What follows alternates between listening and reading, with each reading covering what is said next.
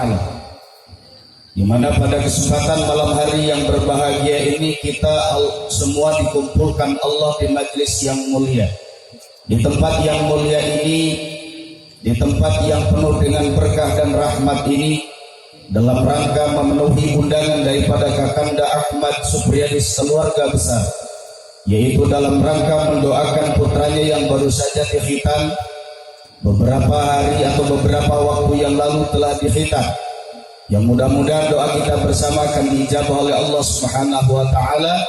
Kiranya putra beliau menjadi anak yang soleh sesuai dengan harapan kedua orang tuanya. Amin ya rabbal. Salawat ma'asalam Allah, semoga selalu Allah sampaikan kepada junjungan alam Habibana wa Nabiyana Nabi Allah Agung Muhammad sallallahu alaihi wasallam, dan tak lupa kepada sahabat dan sahabiannya, para keluarga dan tabi'in serta tabi'un, yang moga-moga kita semua kelak di yaumul kiamah diakui sebagai umatnya dan masuk ke dalam surganya Allah, dimasukkan ke dalam surga Allah bersama Kanjeng Nabi Muhammad sallallahu alaihi wasallam. Amin ya rabbal. Cenah amin deui, amin deui. Nu teu ngamin didoakeun moal masuk surga. Dahulu kuat. Hadirin rahimakumullah, sebelum saya menyampaikan mau'izatul hasanah atau tausiah diniyah ceramah agama tentang hikmah daripada khitan ini, kalau ada kalimat dan bahasa saya yang menyinggung perasaan bapak atau ibu serta saudara-saudari sekalian, saya ucapkan ribuan mohon maaf yang sebesar-besarnya. Saya mohon dan saya minta kepada jamaah jangan ada yang tersinggung. Kalau ada nanti yang saya sampaikan membuat perasaan hadirin tersinggung, saya mohon maaf dan saya mohon, saya minta jangan tersinggung. Insya Allah Pak, jangan tersinggung. Kenapa Pak saya katakan demikian? Karena pengalaman saya kemarin ceramah di negeri ujung karang Bunga Mayang, saya sampaikan ada yang tersinggung yang saya sampaikan. Ternyata setelah dia tersinggung dengan apa yang saya sampaikan, dia mati. Maka saya katakan sekali lagi, kalau ada yang kesinggung, jangan tersinggung. Kalau ada yang saya sampaikan membuat perasaan jangan tersinggung. Kalau tersinggung nanti mati. Awas. Mulai nu kesinggung ya nya. Jangan ya kamat. Nyapa ya? Insya Allah. Pokoknya lamun nu kasinggung Pak.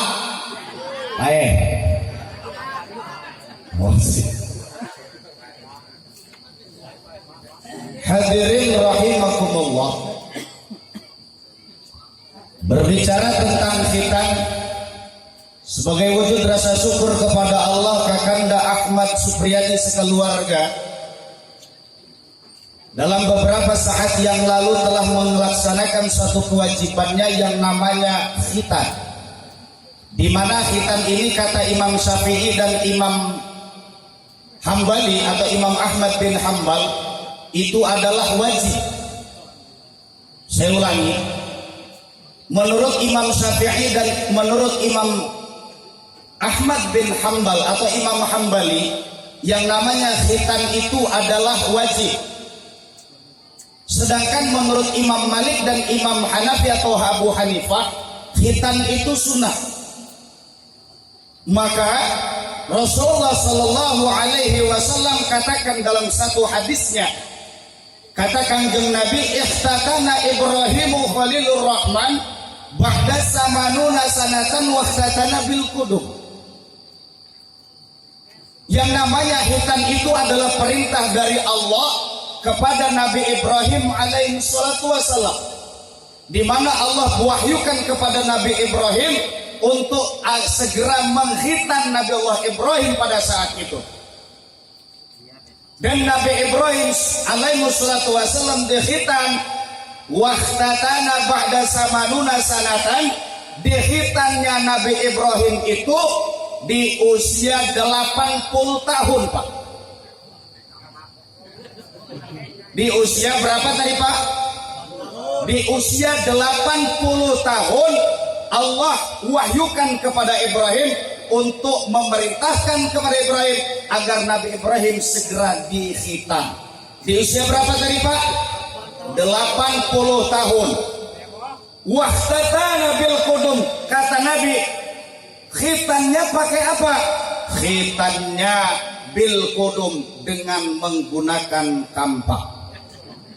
Becok Suhelin lamun ayat zaman ayeuna umur 80 tahun tarak disunat, mantrina ge ngejat mantrina pasti lari. Kenapa? Bari-bari lihat teh saya berlihat-lihat teh geus tuasen jeung deui kana ge geus barerewokan teh. Bayangkan kalau Suhelin umur 80 tahun baru dikhitan. Ayo Suhelin jadi ayah. Awas Suhelin, saputi ieu mah Suhelin balik bentaran. Tapi baturna Suhelin jadi bentar ku kula pertieur. Tenang bae. Hadirin rahimakumullah. Perintah khitan itu kemudian diteruskan dan diwahyukan oleh Allah kepada Nabi Muhammad tadi yang dibacakan oleh qari kita. Tsumma auhayna ilaika an ittabi' millata Ibrahim hanifa. Cak Allah kana Nabi Muhammad, tsumma auhayna ilaika an ittabi' millata Ibrahim hanifa. Kemudian perintah itu diwahyukan kepada Muhammad sallallahu alaihi wasallam agar kiranya ittiba atau anittabi millata Ibrahim hanifa, mengikuti ajaran yang diajarkan oleh Nabi Ibrahim yang hanif. Cok Kanjeng Nabi, cok Allah gitu. Itu. Maka baik laki-laki maupun perempuan, ini kalau laki-laki itu wajib menurut Imam Syafi'i dan Imam Ahmad bin Hambal untuk wanita dikhitan itu merupakan suatu kemuliaan dari Allah Subhanahu wa taala. Terus boleh tidak wanita dikhitan? Boleh. Atau boleh tidak wanita tidak dikhitan? Boleh. Itu hanya merupakan kemuliaan, tidak ada perintah dari Allah maupun baginda Rasulullah SAW. Itu bicara tentang khitan Kang Ahmad, Pak Murad. Lalu hikmah daripada khitan itu menurut ilmu kedokteran dalam ilmu biologinya, mengapa laki-laki harus dikhitan? Karena kalau laki-laki tidak dikhitan, yang khawatirnya akan menimbulkan suatu bakteri atau kotoran yang mengendap dalam alat vitalnya, dan itu akan menimbulkan suatu penyakit virus HIV namanya. Ini menurut dokter. Mantap, perlu diperiksa Pak Lurah masyarakat nih. Ayo nucan disunat nanti ya Pak. Basic Suhelin dan disunatan ya. Sidik. Mas jadi hadirin rahimakumullah, hikmah daripada khitan itu adalah bersyukur kepada Allah Subhanahu wa taala, di mana Allah selalu memberikan nikmat-nikmat yang tidak pernah Allah hitung. Berapa ratus juta nikmat yang Allah berikan kepada kita. Tapi sebaliknya, ketika kita diberikan nikmat oleh Allah, maka kita selalu pandai menghitung-hitung nikmat Allah itu. Allah saja tidak pernah menghitung nikmatnya yang diberikan kepada kita, tapi kenapa kita selalu menghitung-hitung nikmat-nikmat yang telah Allah berikan kepada kita. Ini kebalik. Bersyukur kepada Allah. Cak Allah, la in syakartum la azidanakum. Barang sahawe jalmana anu syukur ke Allah atas nikmat yang telah Allah berikan kepadanya, maka Allah akan menambah-nambah nikmat itu. Wala in kafartum inna adzabi lasyadid. Dan barang siapa yang tidak bersyukur atau kufur kepada nikmat Allah, jangan harap dia mau dapat nikmat. Bahkan azab yang begitu dan sangat pedih yang akan menimpa terhadap. Na'udzu. Maka daripada itu harus banyak-banyak bersyukur kepada Allah.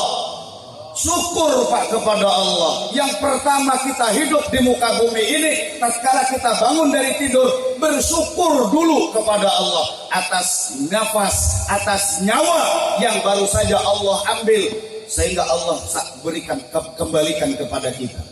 Syukur dulu kepada Allah. Alhamdulillahilladzi ahyana ba'da ma amatana wa ilaihin nusyur. Syukur dulu kepada Allah. Setelah syukur kepada Allah, baru kita melaksanakan perintah-perintah apa yang sudah diperintahkan oleh Allah selain daripada syukur. Dik,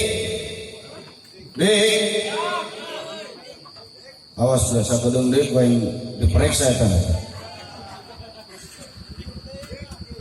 Barang siapa yang bersyukur, kata Allah, wa man lam yashkur ni'mati falyakhruj bainas sama'i wal ardh hatta ghayra rabbih. Mang Ahmad, kalau kamu tidak pandai bersyukur dengan nikmat yang telah Allah berikan, maka kata Allah, silakan kamu keluar dari kolong langit Allah.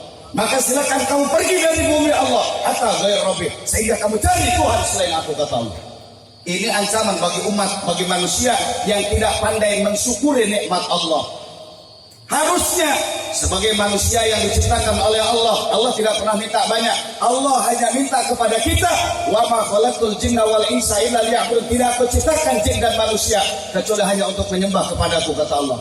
Jadi Allah nggak minta banyak selain daripada syukur. Setelah kita syukur, wa qaulu bil lisan wa tasdiqu bil qalbi wa amalu bil arkan.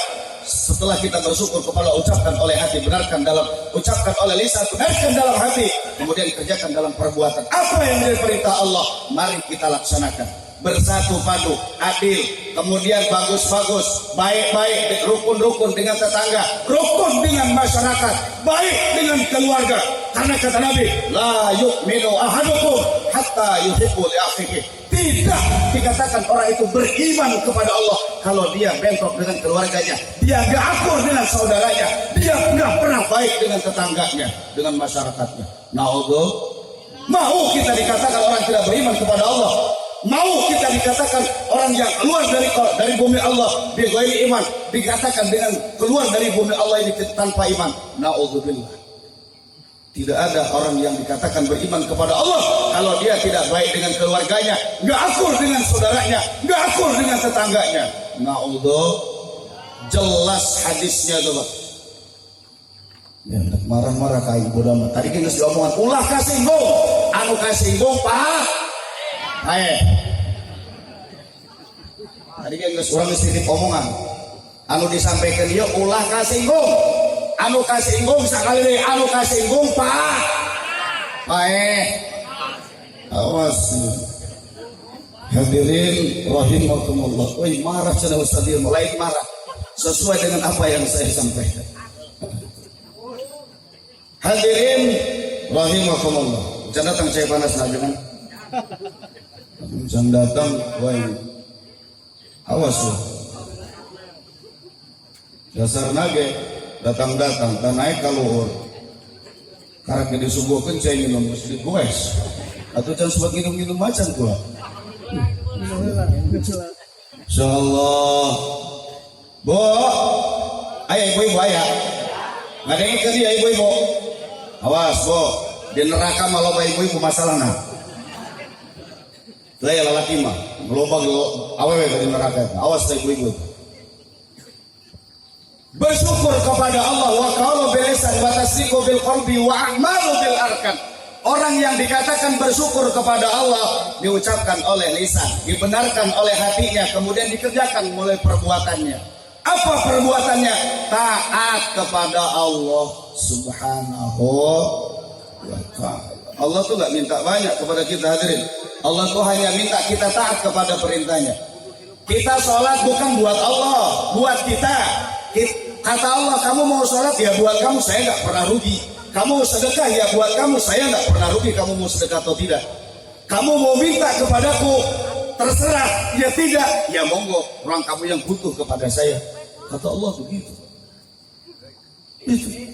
Maka manusia yang nggak butuh dengan Allah itu manusia yang sombong namanya. Manusia yang nggak pernah butuh kepada Allah itu adalah ciri-ciri manusia yang sombong kepada Allah. Minta rezeki kepada Allah. Nafas yang kasih siapa? Allah. Rezeki banyak, siapa yang kasih? Allah. Mobil siapa yang kasih? Allah. Baik itu sah.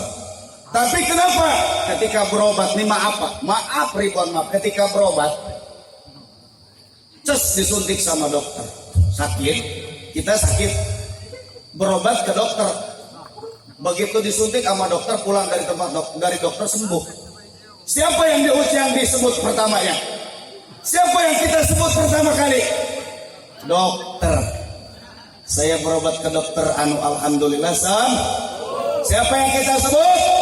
Alhamdulillah saya berobat ke dokter Ismu, alhamdulillah Dokter Ismu yang disebut. Benar Pak?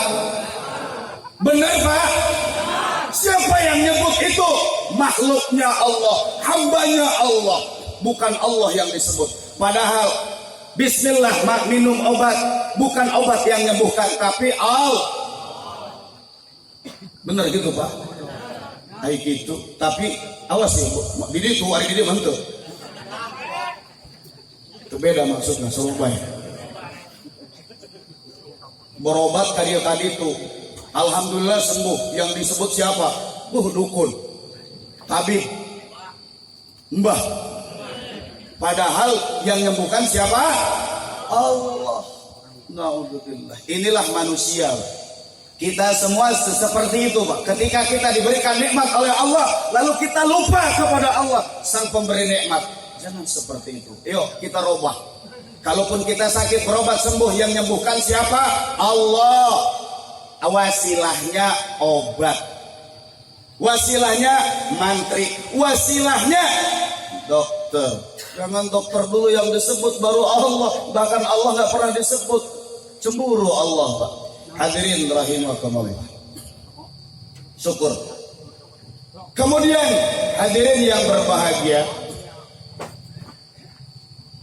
apa-apa dalam kehidupan di muka bumi ini Pak, apapun yang kita kerjakan, apapun yang kita lakukan di dunia ini, ad-dunya ummata'ul ghurur.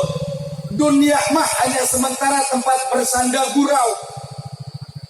Alam yang akan kekal, alam yang tak pernah akan kembali lagi kepada kita adalah alam ketika kita pulang kepada Allah, namanya alam barzah. Mati Pak namanya. Manusia yang hidup di muka bumi ini paling lama 65 tahun. Paling gagah 70 tahun. Itu sudah bonus dari Allah. Dunia bukan tempat tinggal, tapi dunia adalah tempat meninggalnya kita. Artinya hadirin yang berbahagia, dunia itu hanya tempat persinggahan sementara dan akhirat yang akan abadi selamanya. Mati Pak. Dan kalau sudah mati, tak ada cerita orang akan balik lagi. Kalau sudah mati, tak ada cerita orang akan kembali lagi ke rumahnya. Kalaupun ada yang bilang 7 hari setelah 40 hari dia masih keliling-keliling di rumah, itu mah bohong. Dong senyawa baik, dong dulu baik. Ayo dulu gitu aja. Gua belum Suhelin dong. Suhelin, sekarang dia dipentar gue itu.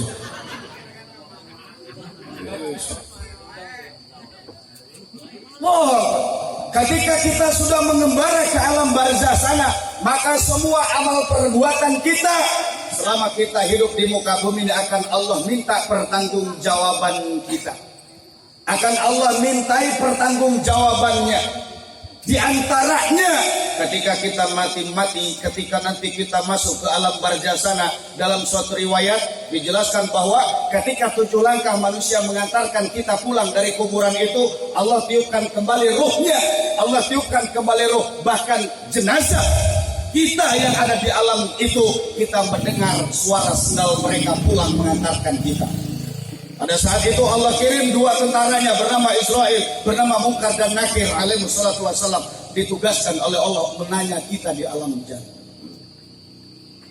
Akan Allah mintai semua pertanggungjawaban kita yang ketika di dunia nggak akur dengan keluarga, di dunianya nggak pernah benar dengan tetangga, saling sikat, saling sikut, saling sepak dan lain sebagainya. Akan Allah tanya, akan Allah minta pertanggungjawabannya.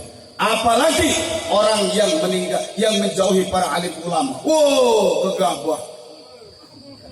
Di dunia saja sudah ngejauhin ulama. Maka kata Rasulullah Sallallahu Alaihi Wasallam, Pak, Rasul pernah katakan bahwa di suatu saat nanti akan datang kepada umatku. Apa yang akan datang terhadap umatku? Satu orang yang menjauhi ulama. Ternyata benar.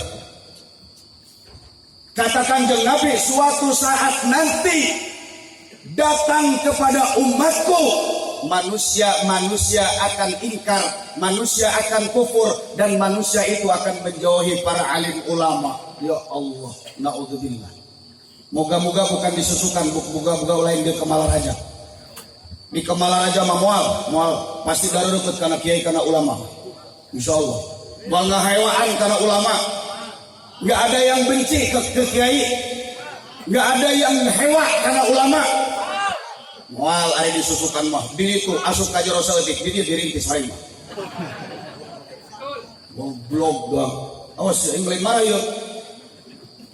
Kata Kanjeng Nabi, suatu saat nanti akan datang terhadap umatku manusia yang akan menjauhi para alim ulama. Hati-hati Pak, ketika manusia itu sudah menjauhi ulama, maka Allah akan menurunkan musibah kepadanya. 3 musibah yang akan Allah turunkan terhadapnya. Yang pertama, siapa orangnya, apa yang akan Allah turunkan musibah itu? Yang pertama adalah Allah Subhanahu wa ta'ala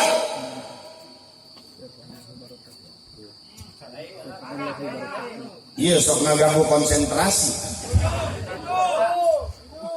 Cek panas ya? Panas. Entuh.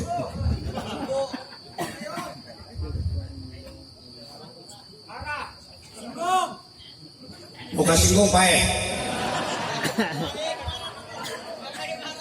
Awas ya. Sidik, ulah kasinggung dik. Namun kasinggung siapa yang dia? Ketika umat yang ada di dunia ini menjauhi ulama, maka kata Rasulullah Sallallahu Alaihi Wasallam akan didatangkan 3 musibah kepadanya. Yang pertama musibah itu Allah akan mencabut rahmat darinya. Jelas. Ketika di suatu kampung ada yang membenci kepada ulama, maka Allah akan mendatangkan musibah kepadanya. Yang pertama, Allah akan cabut rahmat darinya. Naudzubillah. Allah akan cabut rahmat dan keberkahan hidupnya selama-lamanya. Naudzubillah. Mantap ulah sok ngahewaan ka ulama. Bara-bara ka ulama mah, man akramal ulama faqad akramahullah. Barang siapa yang memuliakan ulama maka sama dia memuliakan Allah. Ikram ka ulama mah. Ulang teu hormat, ulang teu ikram ka ulama. Ieu mah tibalik ulama dihewaan, ulama dibekot, kiai teu dibere waktu. Ngalunjak dong budak kitu. Anu kitu aya. Di aya di dieu mah, di ditu. Di ditu di kabelah dieu di goreng mah. Masyaallah. Naudzubillah.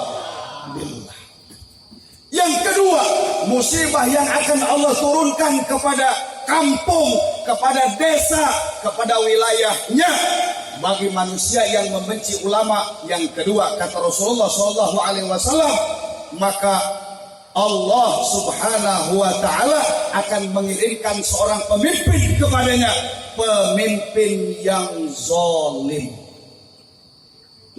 Gitu, tolol. Masya Allah. Mantap hati-hati langsung ngahewaan karena kia. Doang Mang Ahmad, ulah hewa ka kula ya Mang Ahmad. Hewa karena kula mah awas ya. Kita berkah hirupna ge. Dicabut ku Allah keberkahan hirupna. Dikirim ku Allah pemimpin anu zalim. Ari kitu. Mantap ka ulama mah kudu ikram, kudu hormat, kudu takzim ka ulama mah. Kenapa? Al ulama warasatul anbiya. Kita hidup bukan di zaman Rasul. Kita hidup bukan di zaman Kangjeng Nabi, tapi kita hidup di zaman para wali Allah, para alim ulama. Maka hormat kepada ulama, karena ulama itu adalah pewarisnya para nabi. Maka kudu ikram kana kiai mah. Mang Ahmad, awas ya. Dan kamari kula ceramah di sidang agung. Balik di sidang agung pinuh naon eta bagasi ku kardus.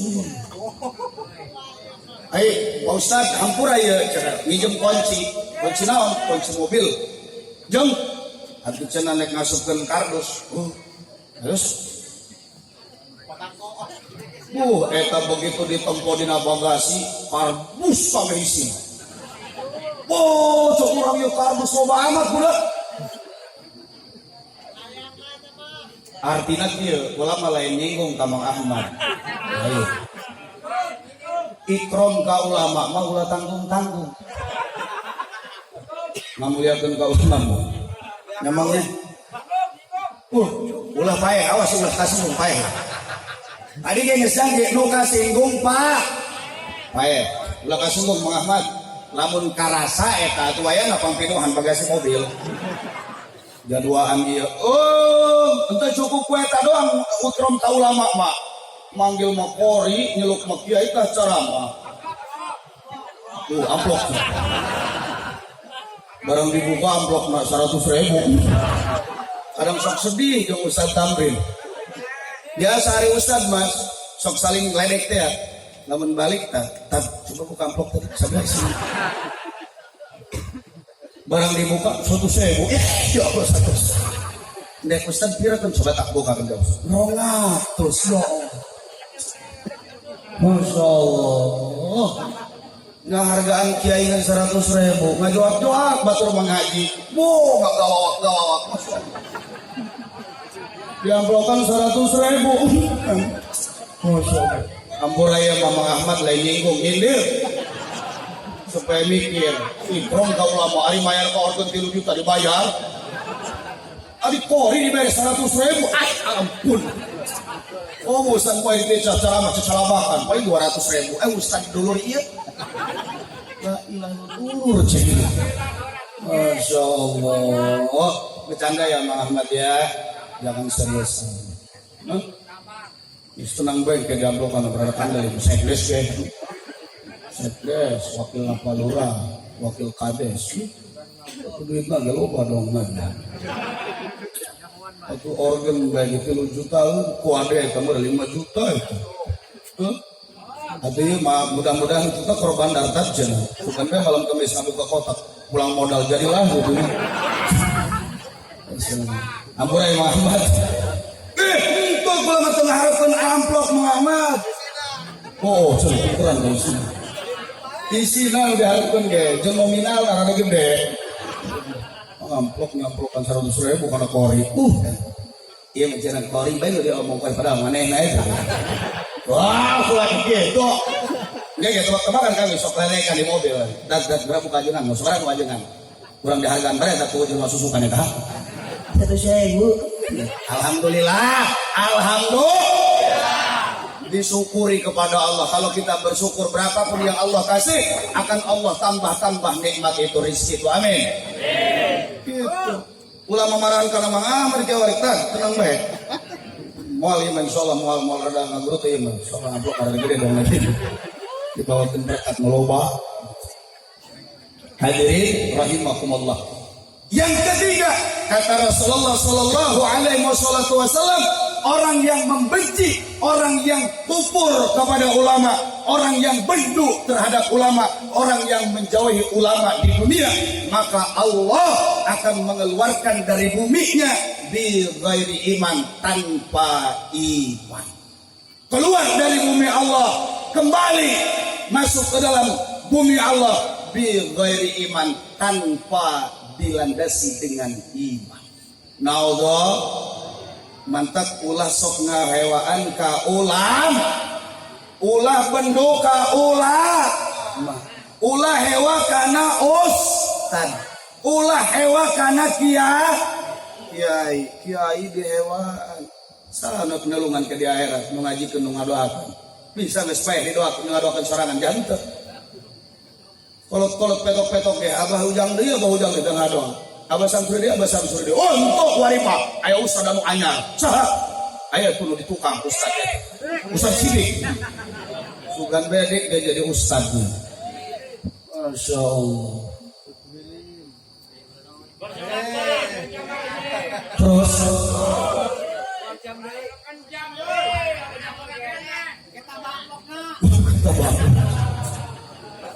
laju orang kacongkul baing keka Ustad amplok tambah sabodo amat nak dibayar ke Ustad amplok amat tak bodo amat ya kan dia lain kuciki ku mobil bensin sanajan deket gitu Tanjung Raja komo kulama balik eta sok dieu keun apa barang balik anu ditanyakeun naon ku pamajikan jeung anak di imah bebe abi iya apa bawa oleh-oleh enggak balik ditanyakan oleh-oleh biasa lamun cara mati dia itu sok dibawakan oleh-oleh cok pamajikan naon setoran ya Allah sarua aja nang tamrin ge anu ditanyakeun oleh-oleh B setoran cok pamajikan lebih beas misalnya Masya awas ya Muhammad masih surian baik pikir kon hadirin rahimakumullah. Jadi apapun yang kita lakukan di muka bumi ini hadirin, itu akan Allah mintai pertanggungjawabannya ketika kita menghadap kepada Allah. Bahkan siapapun manusianya, siapapun orangnya, tak kenal dia pejabat, tak tahu dia seorang aparat, Allah akan tanyakan pertanggungjawaban kita kelak ketika kita menghadap kepada Allah Subhanahu wa ta'ala. Bagi seorang pemimpin apalagi maaf Pak Kades yang akan ditanya oleh Allah ketika kita memimpin di dunia. Ini untuk pemimpin. Kita ini juga pemimpin Pak, bukan cuma kepala desa. Kita kepala rumah tangga juga pemimpin. Mang Ahmad, bukan karena ke sekdes nanti sampean akan ditanya, tapi antum juga akan ditanya tentang pertanggungjawaban antum terhadap keluarga di rumah. Kullukum ra'in mas'ulun wa kullukum mas'ulun an ra'iyati. Setiap perkara yang namanya pemimpin, kepala itu akan ditanya tentang pertanggungjawabannya dari apa yang dipimpinnya. Jelas itu kata Nabi. Jadi ulah juga apa? Lain hayang ya pasang suri dari kades lain. Itu hayang-hayang teh dari nama itu. Cuman karena kubogoh we gitu hayang dari kepala desa. Alhamdulillah jadi. Dipilih ku masyarakat ini. Ya. Alhamdulillah. Moga-moga kepala desa ya pemimpin nak adil. Itu zalim ya amin. Lamun pemimpin zalim, benar-benar ya Ustaz Samsuri. Ustaz Samsuri. Soalnya Samsuri kami dua-duanya. Ayah Samsuri Kiai, ayah Samsuri Kades, maka keliru orang ngomongnya. Tapi mudah-mudahan akurlah Ustaz Samsuri jeung Samsuri Kadesnya. Ulang hewaan Pak Kades Kiai. Titik hewaan. Ulah. Dipegakan pemimpin solid. Apapun yang ada dalam dunia ini, apapun yang dipimpin oleh kita di dunia ini, semua akan Allah tanya pertanggungjawabannya di hadapan Allah. Bahkan kata Kanjeng Nabi Muhammad SAW tidak akan melangkahkan kedua kaki ini sebelum kita menjawab beberapa pertanyaan dari Allah Subhanahu wa taala. Di antaranya atau yang pertama, hartamu kau gunakan untuk apa? Umurmu kau gunakan buat siapa? Bahkan ruhmu, napasmu, hidupmu kau gunakan untuk apa? Semua akan Allah tanya. Yang bicara bukan mulut kita, karena di sana Pak, di yaumul kiamat mulut sudah tak pandai bicara. Karena kata Allah dalam surat Yasin jelas itu Kiai. Wa tukallimuna aydihim wa tashhadu arjuluhum al-yawma nakhtimu ala afwahihim wa tukallimuna aydihim wa tashhadu arjuluhum bima kanu yaksibun. Jelas kata Allah dalam surat Yasin, tiap malam Jumat kurang dibacaan. Anu sok malam Jumat kurang amun aya nu ninggal di tahlilan urang maca Yasin. Al yauma nakhtimu ala afwahihim wa tukallimuna aydihim wa tashhadu arjuluhum bima kanu yaksibun. Mulut sudah tak pandai bicara. Kenapa? Karena sudah Allah kunci. Mulut sudah tak pandai bicara, hanya tangan. Wa tashhadu arjuluhum bima kanu yaksibun. Hanya tangan yang akan menjadi saksi dan kaki kita yang akan bicara, memberikan kesaksian kepada Allah Subhanahu wa taala atas apa kelakuan yang sudah kita kerjakan selama kita hidup di muka bumi. Hadirin rahimakumullah. Akhirnya apa yang saya sampaikan mudah-mudahan dapat dimengerti oleh jamaah, khususnya untuk diri saya pribadi, karena saya bicara ini bukan untuk Bapak, untuk saya.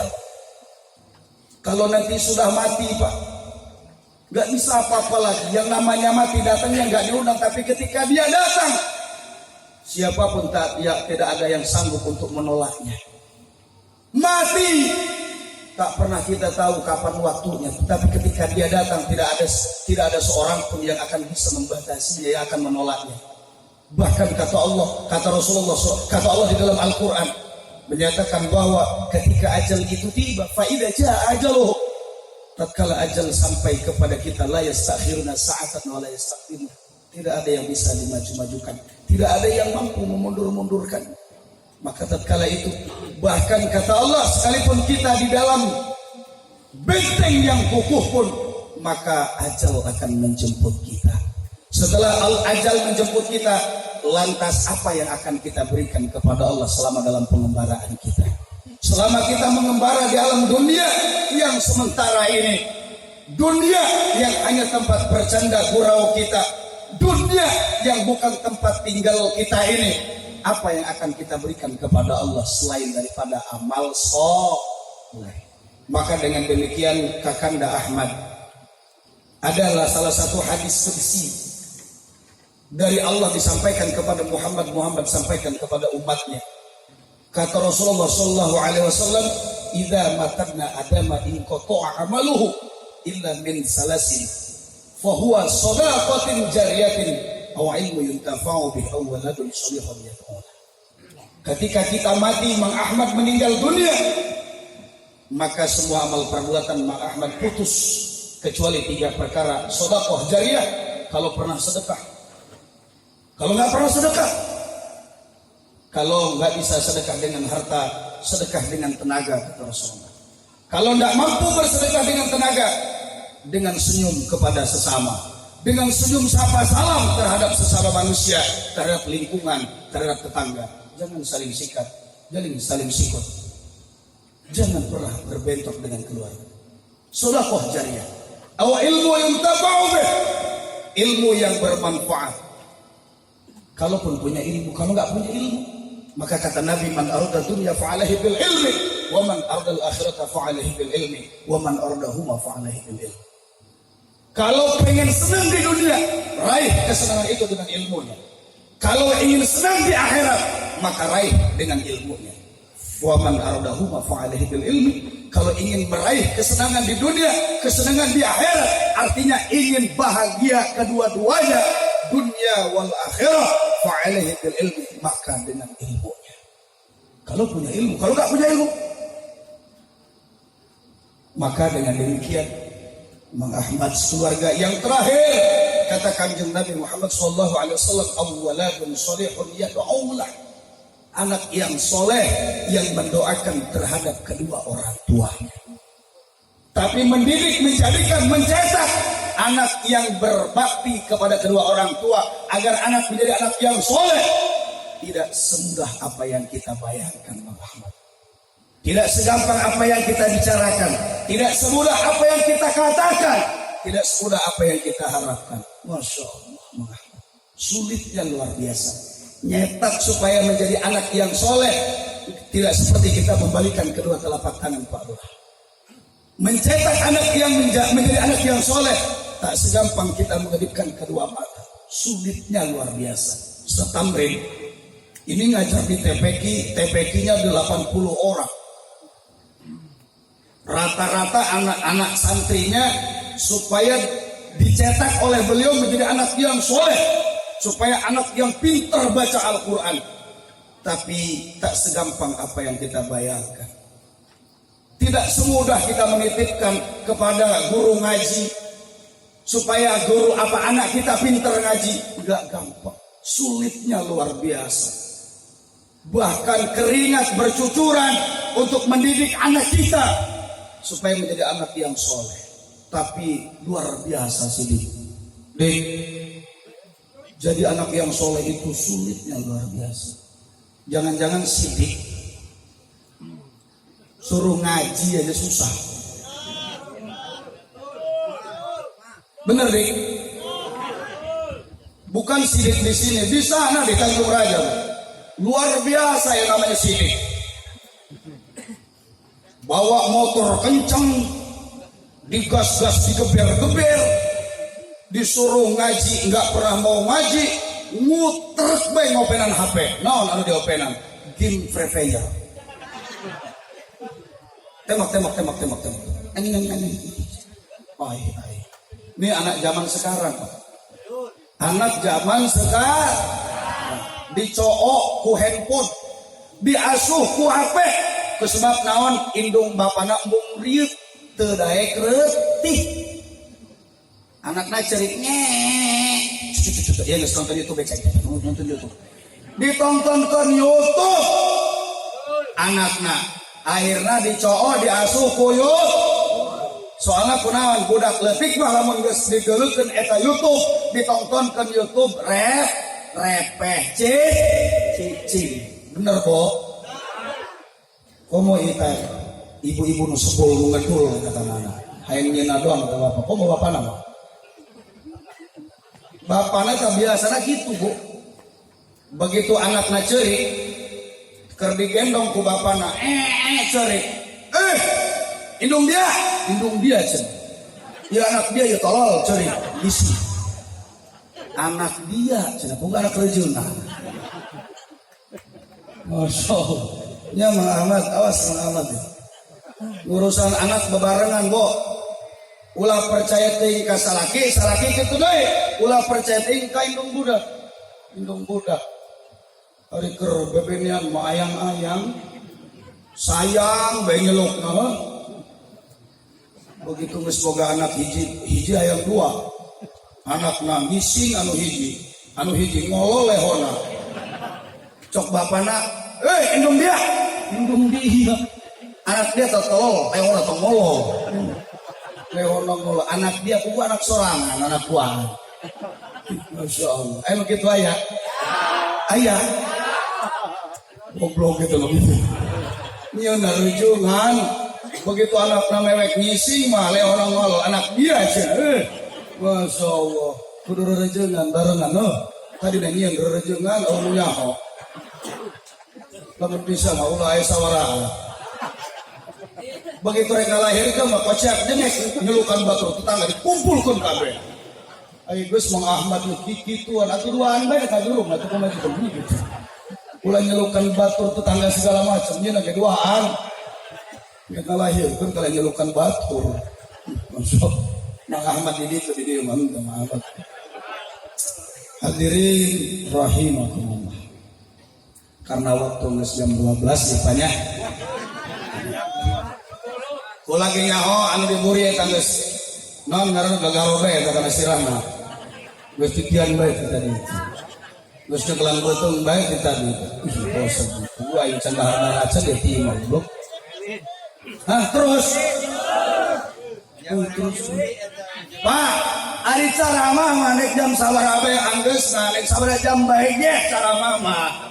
Rek setengah jam yang geus dilem eta. Rek 2 jam geus dilem eta lagi. Moal mali tambahan moal 2 jam caramah. Terus aya jatahna nu korek 1.000. Insyaallah. Jadi hadirin yang berbahagia, saya simpulkan dari apa yang saya katakan, dari apa yang saya sampaikan ini, pertama, jangan jadi orang yang zalim terhadap sesama. Berbuat baik terhadap keluarga, baik-baik akur-akur dengan keluarga, dengan tetangga, dengan famili. Sebagai wujud kita beriman kepada Allah, akur, baik rukun gemah rifah lojinawi dengan masyarakat, dengan keluarga, dengan tetangga, dengan aparat baik-baik, jangan saling sikat, saling sikut, rangkul ulama, taat kepada Allah, taat kepada ulama, taat kepada ulul amri minkum. Ini perintahnya. Baik-baik dengan ulama, bagus-bagus dengan kiai, bagus-bagus dengan pamong dan tokoh agama yang ada di masyarakat. Jangan dijauhi mereka, muliakan mereka. Kalaupun kita memuliakan mereka tak mampu dalam memberi uang, minimal tegur, sapa dan salam terhadapnya. Yang pertama. Yang kedua, mari kita fastabiqul khairat, berlomba-lomba dengan kebaikan, mencari kebaikan untuk bekal kita di masa yang akan datang, yaitu menghadap kepada Allah Subhanahu wa Ta'ala. Yang ketiga, yuk kita sama-sama mendidik putra-putri kita, anak-anak kita, agar membatasi mereka dari permainan-permainan, dari hal-hal yang tidak sesuai dengan keinginan kita, agar kiranya anak-anak kita menjadi anak yang sesuai dengan harapan kita, yaitu anak yang soleh dan soleha. Saya kira itu, hadirin rahimakumullah. Insyaallah di lain waktu dan kesempatan kita berjumpa kembali. Mudah-mudahan Allah panjangkan umur kita. Mudah-mudahan Allah Subhanahu wa Ta'ala senantiasa menjauhkan musibah kepada kita. Allah panjangkan umur kita dengan silaturahmi kita. Mudah-mudahan di lain waktu dan kesempatan kita akan berjumpa kembali. Amin ya Rabbal. Saya kira ini yang dapat saya sampaikan. Kurang lebih mohon maaf. Kepada Allah saya mohon ampun. Akhirul kalam. Wallahul taufiq ila qaumit thoriq. Billahi taufiq wal hidayah. Wa ridha wal inayah. Summa assalamu alaikum warahmatullahi wabarakatuh.